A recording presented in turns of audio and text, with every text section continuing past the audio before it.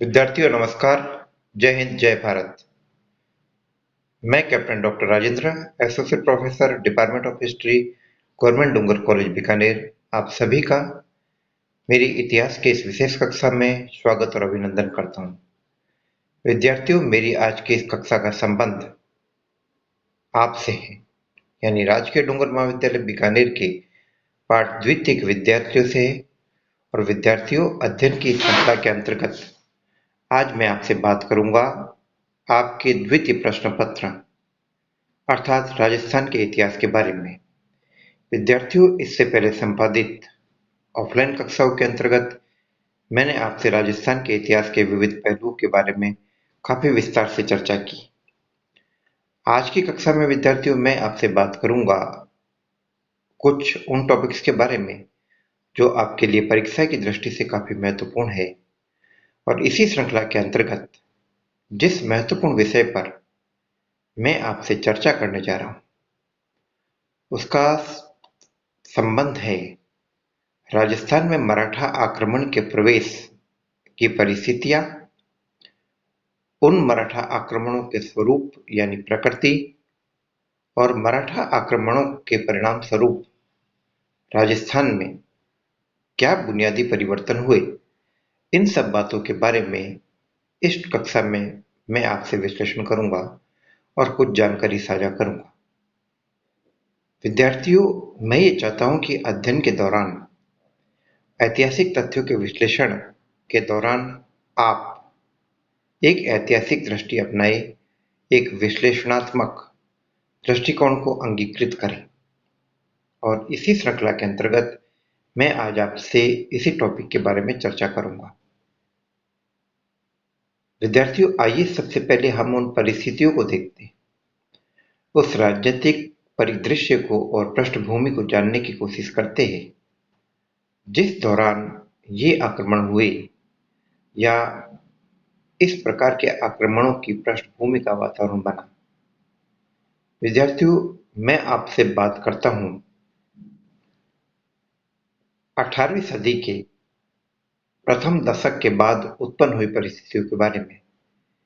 विद्यार्थियों, 18वीं सदी का प्रथम दशक अर्थात 1707 ईस्वी, यह वो साल था जब अंतिम शक्तिशाली मुगल सम्राट औरंगजेब की मृत्यु होती है। और औरंगजेब की मृत्यु के पश्चात मुगल साम्राज्य छिन्न भिन्न होने लगता है, क्योंकि औरंगजेब के उत्तराधिकारियों में वो वकार नहीं था, वो ताकत नहीं थी कि इतने बड़े शक्तिशाली मुगल साम्राज्य को नियंत्रित कर सके।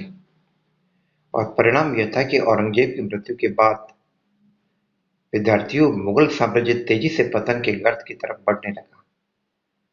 और पतन की गति इतनी ज्यादा तेज थी कि आप देख सकते हैं कि 1707 से लेकर 1759 के 52 वर्षों में एक के बाद एक करके मुगल सम्राट, 8 मुगल सम्राट दिल्ली के तख्त पर बैठे और हटाए गए।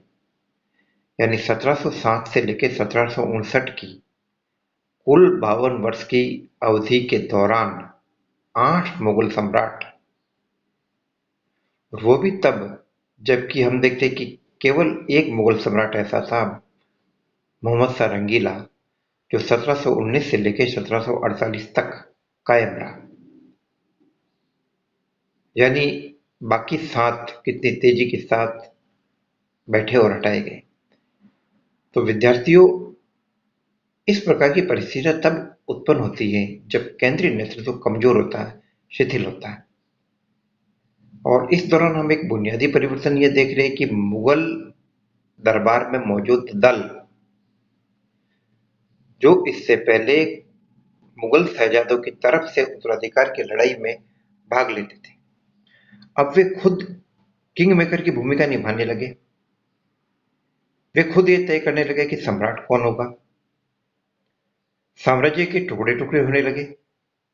1721 में शहादत खान बुरहानुल मुल्क ने स्वतंत्र अवध सत्ता कायम कर ली।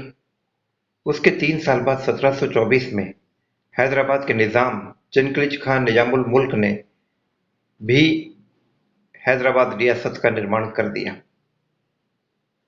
तो जब पूरे देश में मुगलिया सत्ता के खिलाफ स्वतंत्रता की लहर चलने लगी, तो इससे मराठे कैसे अछूते रहते। और वो मराठे जिन्होंने मुगलों की अधीनता को औरंगजेब के समय में भी स्वीकार नहीं किया, वो शक्तिशाली मराठा पावर जो शिवाजी संभाजी के बाद अपने शक्तिशाली पेशवाओं के नेतृत्व में और ज्यादा ताकतवर हो गया, और विशेष रूप से 1720 से लेकर 1740 के बीच हम ये देख रहे हैं कि मराठा परचम तेजी से बुलंद होने लगा, और अपने शक्तिशाली पेशवा बाजीराव प्रथम के नेतृत्व में, जो बाजीराव बल्लाल भट्ट कहलाता था, उसके समय में मराठों का परचम न केवल दक्षिण में फैला, बल्कि मराठा वजूद के कारण दिल्ली भी हिली। बुंदेलखंड, मालवा, गुजरात और एमपी तक हमले करने के बाद मराठा घोड़ों की गूंज राजस्थान में भी सुनाई देने लगी। तो कहने का मतलब है कि विद्यार्थियों, ये वो परिस्थितियां थी जब हम ये देख रहे हैं कि कमजोर मुगलिया नेतृत्व जो खुद अपनी रक्षा करने में कामयाब नहीं हो पा रहा था, वो किस प्रकार से अपने अधीनस्थ सूबों की,